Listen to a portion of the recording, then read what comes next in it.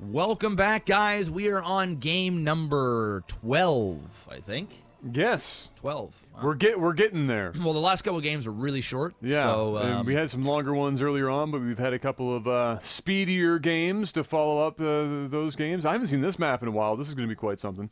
I actually kind of like this map. Mr. MaximusBlack. Yeah. Hit me up with the sound of accidentally locking yourself outside of your car in the dead of a Canadian winter after a snowstorm. No. Let me check the other side. Fuck! Son of a bitch, man! Really, Jeff? Again? Fuck. Oh, and it's cold. Yeah, thank you. That's what we needed. That was just like locking outside of your car every other time, except it's colder.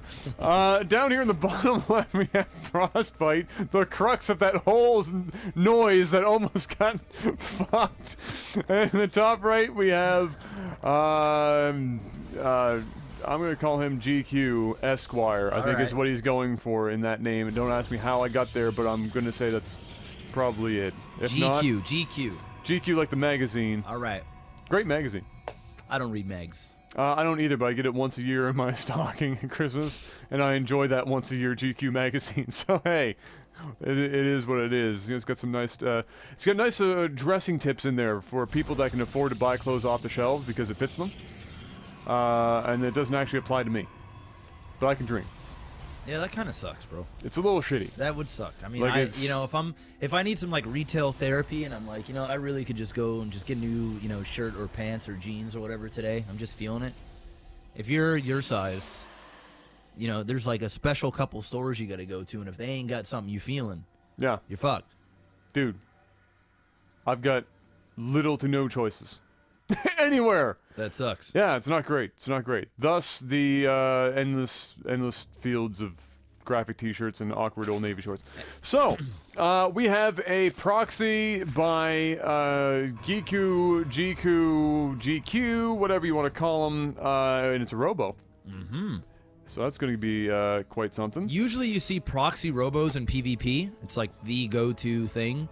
It's almost taken place of the proxy Stargate, although I would say it's like 50-50, but it is really, really strong. I've just never see a proxy robo to a Zerg. Very interesting. It's always risky proxying a Zerg because overlords, depending on the player, you know, they could have them running up here, they could have them going over here, they could have them, you know, here and here where they have them now. We've got overlords going up. So, I mean, you really have to trial and error, play a lot of games on same map, and try and figure out, you know, statistically where these overlords like to scout. Because as soon as they see it, the Lings are coming over, and once you lose that pylon or they kill off a tech or you're forced to cancel before it finishes, you're pretty much screwed. You're just done. So, interesting to see that this is going to work out for him. He's got a mothership core here, and he hasn't walled off. So his base is wide open. He's got an Artosis pylon. The Lings are working the way up and around, although they are taking a funky way to get there. I don't know what's going to happen this game. It's weird. It's obviously a 4-gate, but will that work? Yeah, maybe? Okay. I mean, we've seen stranger shit work. I mean, microing with a Warp Prism is really, really strong. Interesting that he would get 3 Stalkers to start off. And look at this. The Zerg scouts no natural, and then he runs home. He runs home immediately, and he hadn't even seen this yet. Oh, boy.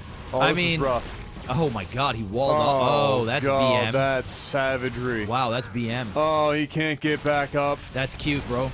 That's cute, bro. That's well done. That's cute, bro. And he's going to overcharge it. Oh, God, get wrecked. Oh, God. Hector's rectum is real, Jeff. Hector's rectum is real. Wow. That was very cute. No, that might have been the best play I've seen today. Wow. Which is saying something, because this isn't completely out of the ordinary, but here for today, this is This is pretty well done. Very, very nice play. Very nice play. I mean, I was not expecting this. No, this definitely not. And does he have it? No, he doesn't have enough for any more overcharges, but it doesn't matter at this point. All the damage that needed to be done, well, except for these 3 stalkers doing nothing. Well, I mean, he can't overexert himself here. He can't lose all this shit. He's going to warp in more. Stalkers are fine at this point. I would have liked to have seen Adepts. I think it's a little redundant to put 3 pylons there. It would have been nice to just warp in 1 sentry and just have 1 pylon if you're so adamant on using an overcharge. But it's working out for him. What I will say was very creative, and I like creativity. We don't see much of it at all in Legacy of the Void, so I don't want to knock what he's doing. I feel as though there is much more effective and efficient ways of doing that, because if you are going to stay on 1 base as Protoss and the Zerg isn't stupid and he's not going to run up here like the other guy did, he could just counter and and wreck you. And since he lost a significant amount of units in the base, he may have found himself a little overwhelmed and not able to produce more units if that was the case. But I'm theory crafting here. It happened how it happened. I'm just trying to think how that would work if I ever decided to do something, because it was super unique and I liked it. I'm putting that number 2. Yeah, that was nice. I will put that at number 2 for sure definitely, as well. Just for creativity. 100%. Nice. It worked. It worked well. It was executed particularly well.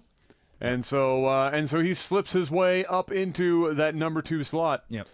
Of course, it's going to be awfully difficult to top the number 1. Something magical would need to happen at this point to knock out that number 1 spot. So congratulations goes to GQ Esquire, whatever his name actually is.